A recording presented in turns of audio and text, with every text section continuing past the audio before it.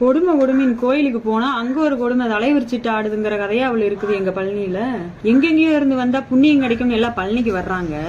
அந்த பழனிக்கு என்ட்ரி ஆகிற இடத்துல 25 நாளுக்கு மேல ஆச்சு குப்பையை போட்டு வச்சு நாத்தம் அடிக்குது. வர்ற பக்தர்கள்லாம் மூஞ்சி சுளிக்கிற மாதிரி இருக்குது.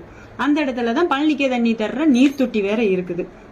இதையெல்லாம் ஒரு பக்கம் இருக்கட்டு, புராணத்துல வர்ற பேரு ஓன வையாவரி குளம் அதை இப்ப சாக்கடை குளமா மாத்தி வச்சிருக்கிறாங்க. இதுதான் உங்க திராவிட மாடலா? இதையெல்லாம் பாக்குறத விட்டுட்டு சுகாதாரத்துறை அமைச்சர் என்னடானா மாரத்தான் ஓடிட்டு இருக்கிறாரு. இப்பதான் இதைய சுத்தப்படுத்தி காமிச்சாலும் எங்க மோடி ஐயாவை திட்டுறீங்க. எனக்கு ஒரு சந்தேகங்க, சாமி தானே நம்மள சந்தோஷமா வச்சிருக்கு. ஆனா பாருங்க, நம்ம சேகர் பாபண்ணன் சொல்றாரு தமிழ்நாட்டுல இருக்கிற எல்லா சாமியும் நாங்க தான் சந்தோஷமா வச்சிருக்கிறோங்கிறாரு.